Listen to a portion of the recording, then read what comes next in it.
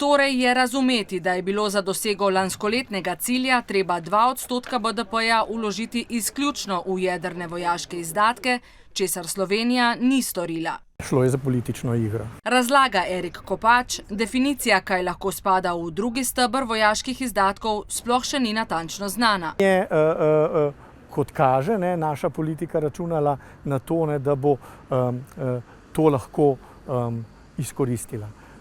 In to kljub temu, da so v preteklosti potekali neformalni pogovori, kaj bi lahko vključili in kaj ne.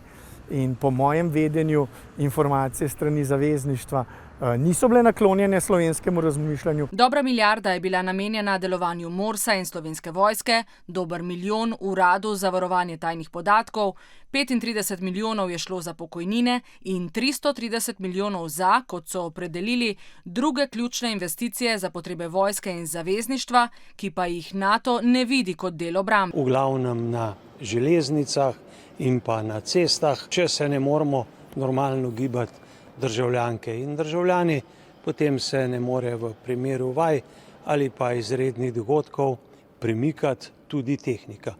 In zame to je obramben izdatek, za tem stojim. Razumem pa, da je seveda razmišljanje tistih ocenjevalcev drugačno.